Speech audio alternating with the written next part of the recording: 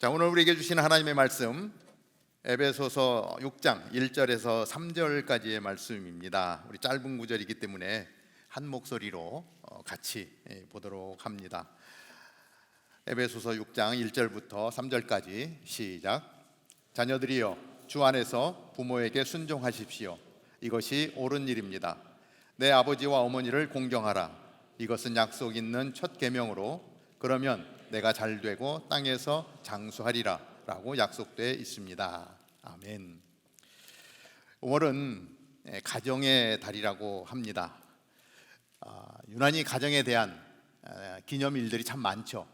5월 5일 어린이날로부터 해서 5월 8일은 어버이날, 5월 15일은 스승의 날, 5월 16일은 성년의 날, 그리고 5월 21일은 부부의 날이더라고요. 뭐 이런 날이 있었나 싶기도 한데, 하여튼 5월이 꽉 차 있는 것을 보게 됩니다. 가족 공동체는 우리에게 너무나 소중한 존재이죠. 그렇지만 그 가족 공동체의 소중함을 우리는 종종 잊고 지내기도 합니다. 특별히 우리 다운타운 캠퍼스는 어렸을 때 일찍 유학 와서 혼자 서바이벌 하면서 살아내야 했던 그러한 시간들이 많아서 어쩌면 그 가족 공동체의 그 하나됨이 더 그리운지도 모르겠습니다. 그래서 이런 생각이 들더라고요. 우리 부모님과 직접 만나지는 못하지만 다운타운 캠퍼스가 하나의 가족이다. 내 옆에 있는 친구, 내 옆에 있는 직장 동료, 다운타운 캠퍼스에서 예배하는 우리가 한 가족이다라고 하는 생각을 해보게 됩니다. 그래서 한번 옆에 있는 분 얼굴을 보고요, 우리는 가족이니까 나보다 좀 나이가 많아 보이면 형님, 누님, 좀 어려 보이면 아우님. 근데 섣불리 나이만 보고 또 갑자기 형님 부르면 안 될 수도 있기 때문에 긴가민가 하면 물어보세요. 자, 옆에 있는 분에게 한번 인사해 봅시다. 형님, 아우님, 사랑합니다.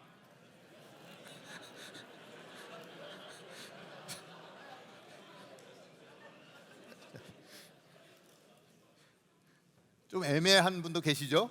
예. 옆에 있는 분들이 형님이고 누님이 되고 또 아우가 되어서 정말 브라더 하면 되나요? 예, 좋습니다. 가족 공동체로 그렇게 지낼 수 있는 우리가 되면 참 좋겠습니다. 다운타운 캠퍼스는 한 가족입니다. 나 중심이 아니라 우리가 중심인 공동체. 나의 필요만 채우는 것이 아니라 우리의 필요를 채우는 공동체.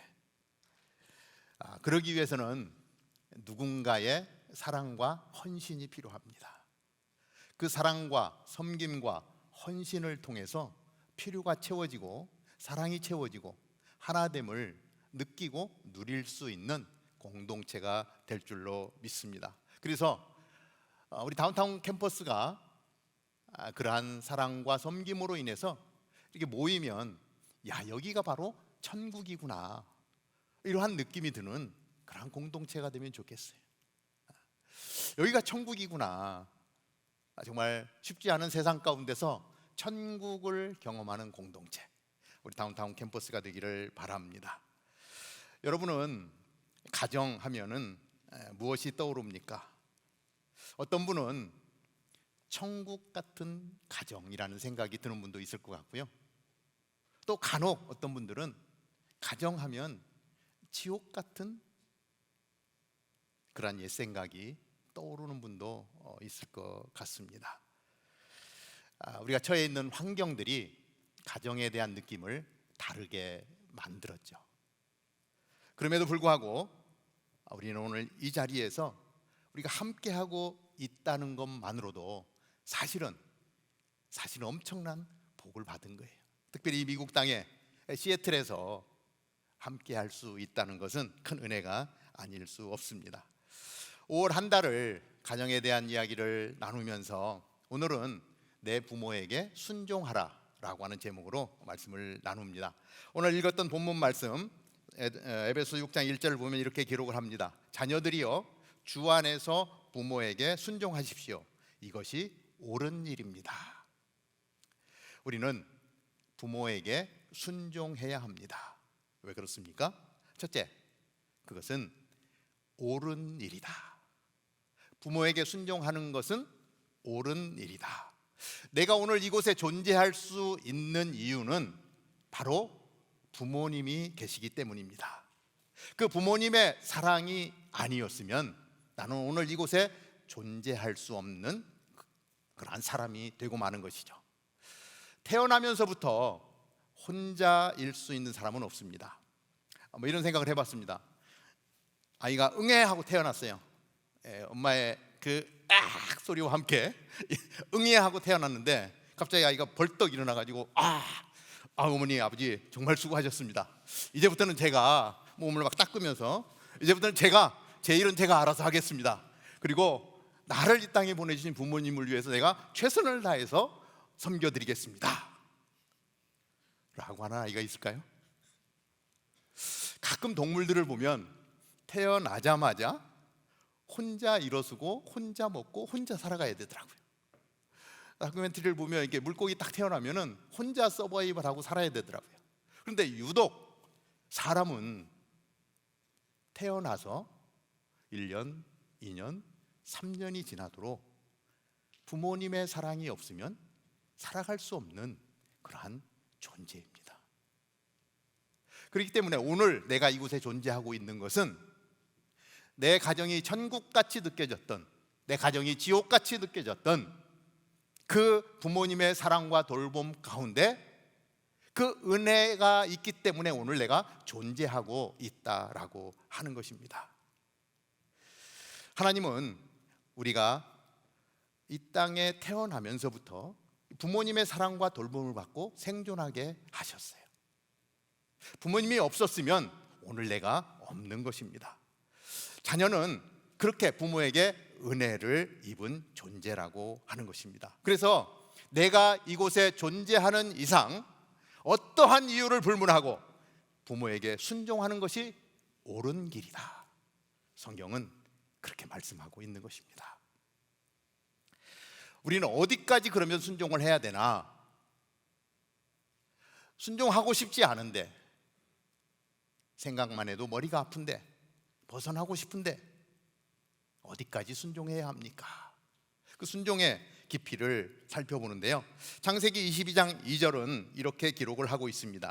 여호와께서 말씀하셨습니다. 내 아들 내가 사랑하는 내 외아들 이삭을 데리고 모리아 땅으로 가서 내가 내게 지시하는 산에서 그를 번제물로 바쳐라. 여러분들 많이 들어본 말씀일 것입니다. 이 사건을 통해서 우리는 아브라함의 순종을 봅니다. 하나님의 명령에 순종했던 아브라함의 순종. 그런데 또 다른 각도에서 이 말씀을 다시 살펴보면 그 안에는요, 아들 이삭의 순종이 있더라고요. 아브라함이 하나님으로부터 명령을 받습니다. 내 사랑하는 독자 이삭을 데리고 모리아 산으로 가서 그를 번제로 드리라는 거예요. 그를 죽여서 각을 떠서 태워서 하나님 앞에 번제로 드리라는 거예요. 아브라함이요, 질문하지 않습니다. 하나님의 말씀에 철저하게 순종합니다. 그리고 아들을 데리고 3일 길을 가요. 장작을 지우고요, 모리아 산을 향해 가는 거예요. 그리고 그 아들을 제단 위에 올려놓고 칼을 들어서 이삭을 죽이려는 순간 하나님이 깜짝 놀라죠. 아브라함아, 아브라함아, 아주 다급하게 부르십니다. 멈춰라. 그만. 이제야 내가 나를 사랑하는 줄 내가 알았다. 아들 이삭에 손대지 말고 뒤를 돌아봐라. 거기에 재물이 있었던 거예요. 드렸어요. 아브라함의 순종을 이야기하면서 우리는 많이 들었던 말씀입니다. 그런데 오늘 다른 각도에서 이삭을 살펴보는데요, 이때 이삭의 나이가 대략 15에서 20살 정도 됐을 나이입니다. 아마 여기에 여러분 나이에 해당하는 분들도 있을 거예요. 아브라함은 몇 살이 됐죠? 그러면 아브라함은 100살의 아들을 얻었습니다. 이삭이 15에서 20살이 됐다면 아브라함의 나이는 115에서 120살이 됐겠죠. 이삭은 튼튼한 청년이고 아브라함은 노인이 되었습니다. 그런데 그 아버지가 나를 제단에 올려놓고 칼을 들어서 나는 어떻게 하려고 해요? 하나밖에 없는 아들인데 이삭을 죽이려고 칼을 들었어요. 이삭이 얼마나 놀랐겠습니까? 힘으로 하면 누가 더 세겠어요? 이삭이 아버지 그냥 밀면 되는 거예요. 아버지 미쳤어요? 지금 뭐 하는 거예요? 아들한테 그럴 수가 있어요? 이 말도 안 되는 얘기야. 얼마든지 이야기할 수 있고 거부할 수 있고요, 오히려 자기를 죽이려고 하는 아버지를 죽일 수도 있더라고요. 그런데 이삭은 그렇게 하지 않습니다. 무슨 생각을 했을까? 이런 생각을 해보게 돼요. 얼마나 많은 복잡한 생각들이 머리를 스쳐갔을까? 우리 가정에서 부모님으로부터 심한 어비주를 당한 그러한 친구들도 많이 있습니다. 가정을 생각하면 나는 왜 이런 가정에서 태어났지? 나는 왜 이런 부모를 만날 수밖에 없었지? 이 가정에서 도망치고 싶은 그러한 마음으로 가득한 사람도 있더라고요. 근데 아무리 그렇다 해도 오늘 이삭을 죽이려고 하는 아브라함보다는 나은 거예요. 그 아들을 죽이려고 하지는 않았잖아요. 근데 지금 아브라함은 칼을 들어서 그 아들을, 독생자를 죽이려고 하잖아요. 이보다 더 큰 상처를 받은 사람은 없을 거예요. 그런데 오늘 이삭은 철저하게 아버지가 행하는 모든 것에 순종하고 있는 모습을 보게 됩니다. 어쩌면 그 모습을 보면서 부모에 대한 순종을 말씀하실 때 여기까지 순종하라고 하나님은 오늘 우리에게 그렇게 말씀하시는 것 같아요. 이 사건은요, 이 아브라함의 이삭을 제물로 드리려고 하는 사건은 나중에 예수님의 모습을 예표하고 있어요. 이삭을 제물로 드리려고 했던 모리아 동산은요, 나중에 예수님이 십자가에 달려 돌아가신 바로 그곳이고요, 하나님 아버지는 당신의 아들 독생자 예수 그리스도를, 이삭은 나무찜을 지고 갔지만 예수님은 그 십자가를 지고 그 자리에서 세상의 모든 인류의 죄를 대신해서 죽임을 당하셨다라고 하는 것입니다. 예수님은요 그렇게 순종하셨어요. 끝까지 순종하셨어요. 엘리 엘리 라마 사박다니, 하나님 이 잔을 내게서 좀 피할 수는 없겠습니까? 아버지 나 좀 살려주면 어떻겠습니까? 절규하면서도요 끝까지 그 길을 가신 분이 바로 예수님이더라고요. 하나님은 오늘 우리에게, 내 부모에게 순종하라고 말씀하고 있습니다.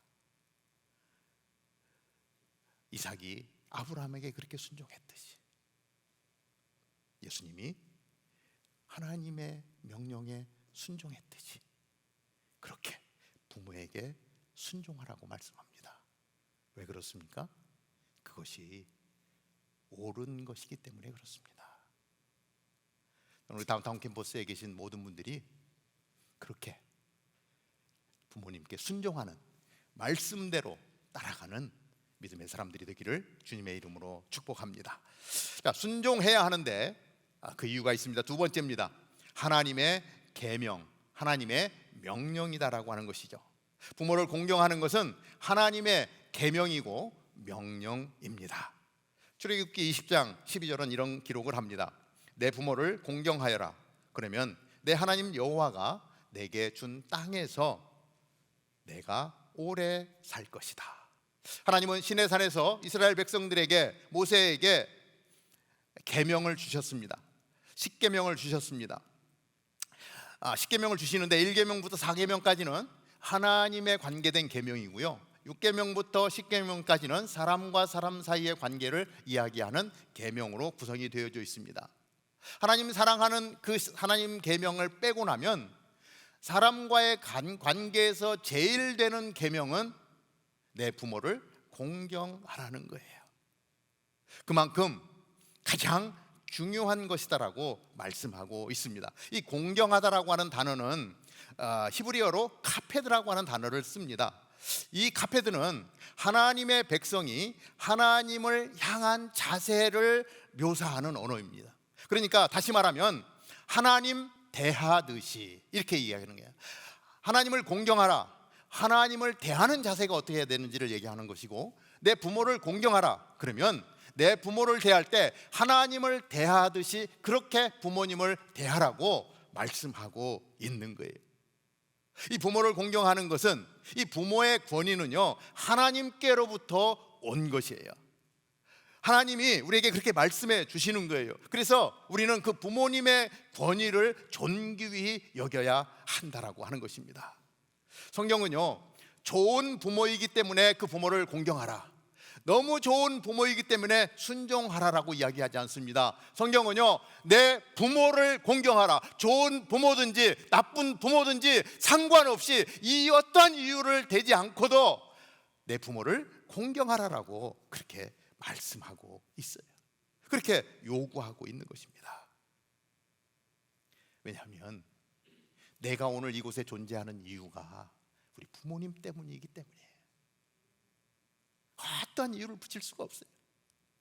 그냥 명령대로 우리는 공경하는 것이고 순종하는 것입니다. 간혹 사람들을 보면요, 부모를 공경하는 것이 아니라 부모를 공격하는 사람이 있어요. 가끔 뉴스에 나오기도 합니다. 그런데 공경이 아니라 공격하는 사람에 대해서 그럼 성경은 어떻게 말씀하고 있는가?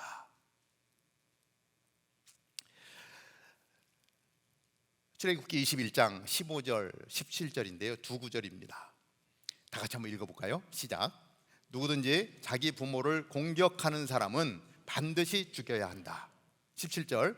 누구든지 자기 부모를 저주하는 사람은 반드시 죽여야 한다. 아주 단호합니다. 토도 달지 않습니다. 뭐예요? 죽여야 된대요. 어떤 부모이냐에 따라서 상관하지 않습니다.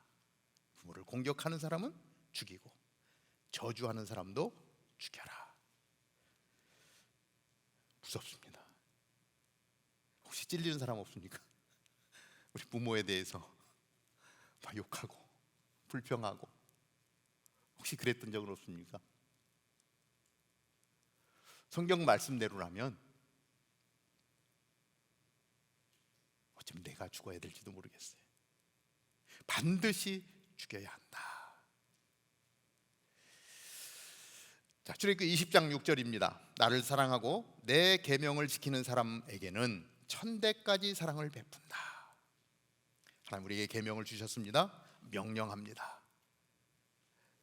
부모를 공격하는 사람은 죽이고 저주하는 사람은 죽이고, 명령을 따라 순종하는 사람은, 공경하는 사람은 천대까지 이르러 축복해 주시겠다라는 하나님의 약속입니다. 우리는 이 약속을 붙들고 나아가는 믿음의 사람으로 살아갈 수 있게 되기를 바랍니다. 자, 세 번째, 축복의 통로다라고 말씀합니다. 우리가 읽었던 오늘 에베소서 6장 3절의 말씀입니다. 그러면 내가 잘되고 땅에서 장수하리라라고 약속되어 있습니다. 그 오리지널 말씀 신명기 5장 16절도 이렇게 기록을 합니다. 너희 하나님 여호와께서 너희에게 명령한 대로 너희 부모를 공경하라. 그러면 너희가 오래 살 것이고 너희 하나님 여호와께서 너희에게 준 그 땅에서 잘 될 것이다. 이 말씀은 하나님의 약속입니다. 부모님께 순종하고 부모님을 하나님 대하듯이 대하는 사람들, 그런 사람들에게 복 주시겠다고 하나님이 말씀하고 있는 거예요. 저는 여러분들이 이 하나님의 약속을 따라, 명령을 따라 나의 부모님의 말씀에 순종하고 부모님을 공경함으로 말미암아 하나님이 약속하신 이 약속들을 받아 누리는 그 복된 삶을 살아갈 수 있게 되기를 주님의 이름으로 축복합니다. 마음껏 누리면서 하나님의 그 신실하심을 경험하고 그리고 간증할 수 있으면 좋을 것 같아요. 그런데 한 가지 문제가 있습니다. 부모를 공경하고 싶고 부모님 말씀에 순종하고 싶은데 내 안에, 우리 안에 그렇게 하나님 말씀을 충분히 따를 수 있는 능력이 없어요. 마음을 하고 싶은데 뭔가 되지 않는 그런 안타까움들이 우리 안에도 있어요. 아마도 가정에서 아버지 어머니의 사랑을 많이 받고 정말 그 사랑을 풍성하게 누렸던 사람이면은 좀 순종할 수 있을 것 같아요. 공경할 수 있을 것 같아요. 우리 순장님들하고 같이 이야기를 나눴어요. 순장님들하고 부모님 자랑을 좀 해봤으면 좋겠다 그랬더니 이런 나눔이 있더라고요. 저희 아버지는요, 생선을 다 발라주세요. 한 번도 제가 생선뼈를 발라 먹은 적이 없어요. 그 얘기를 듣는데 정말 행복하게 자랐다, 좋은 아빠를 만났다, 이런 생각이 들었습니다. 심하게는 이게 사회에서 친구를 만났는데 친구가 생선의 가운데 토막을 먹더래요.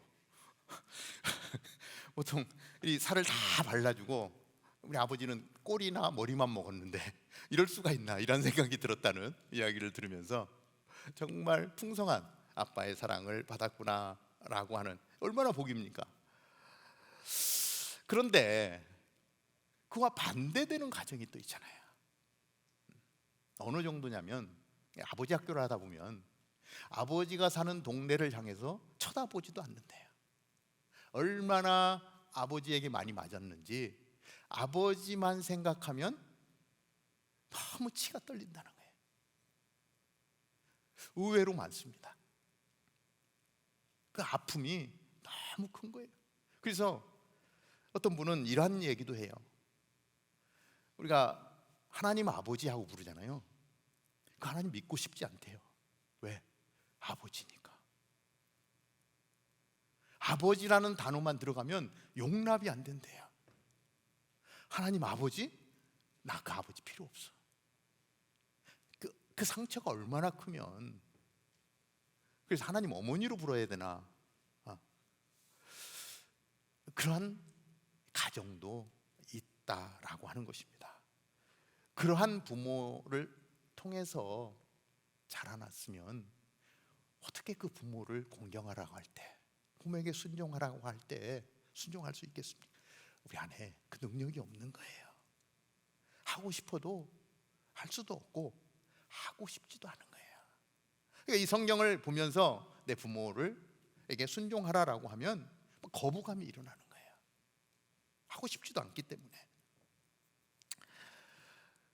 그런데 예수님을 보니까요, 예수님은 어땠습니까? 예수님보다 더 버림받은 사람이 있을까? 이런 생각을 해보게 돼요. 아주 철저하게 외면을 당했잖아요. 그 길을 걸어가고 싶지 않은데 죽음의 자리로 내몰았잖아요. 그런데도 불구하고 예수님은 철저하게 순종을 하셨더라고요. 지지 않아도 될 십자가를 아버지가 지라 하니까, 내가 죄도 짓지 않았는데 인류의 죄를 위해서 십자가를 지라 하시니까 어찌하여 나를 버리시나이까 외마디 외침을 외치면서도 예수님은 그 길을 가셨더라고요. 절규하시면서도 그 길을 가셨더라고요. 그 순종을 통해서 우리가 오늘 구원을 받지 않았습니까? 온 인류가 예수 그리스도의 이름 앞에 구원의 은혜를 누리지 않았습니까? 내 안에는 그 능력이 없는데 우리가 예수님을 생각하면, 예수님이 걸어가신 그 길을 묵상하면 우리도 그렇게 할 수 있는 거예요. 아버지 이름만 들어도, 때로는 어머니 이름만 들어도 막 가슴 떨리지만, 그때 십자가의 길을 걸어가신 순종하신 예수님을 묵상하면 우리 안에 순종할 수 있는 힘이 솟아나는 거예요. 부모님을 공경할 수 있는 힘이 솟아나는 거예요. 골로새서 3장 20절은 이렇게 기록을 합니다. 자녀들이여 모든 일에 부모에게 순종하십시오. 이것이 주를 기쁘시게 하는 일입니다. 내가 부모님께 순종하는 것이 우리 주님을 기쁘시게 하는 것이래요. 부모님께 순종하지 않으면서 교회 일에 열심히십니까? 부모에게 순종하지 않는데 교회에서 열심히 사역하고 봉사하는 거예요. 이거요, 가짜입니다. 진짜 가짜입니다. 부모에게 순종하지 않으면서 교회에서 열심히 섬기는 것은 아주 심각한 사기라고 하는 거예요. 외식이라고 하는 거예요. 사람은 속는데요, 하나님은 안 속아요. 하나님은 보고 계신 거예요. 내 부모에게 순종하는 것이 주를 기쁘시게 하는 것이다라고 말씀하시는 거예요. 그거 하지 않고 이건 사기야. 말도 안 돼. 우리에게 무엇을 우선순위로 해야 되는지를 분명하게 말씀하고 계시는 것을 보게 됩니다. 순종이라고 하는 말은 원어적으로 그냥 일시적으로 한 번 하는 그런 내용이 아니라 아주 지속적인 순종을 말씀하고 있어요. 지속적으로, 자발적으로 계속해서 해야 되는 것이 순종이고 공경입니다. 하나님을 사랑하십니까? 그러면 부모에게 순종하는 사람이 될 것입니다. 예수님을 닮아 순종하며 나아갈 때 우리는 그때 비로소 축복의 통로로 그렇게 나아가게 될 것입니다.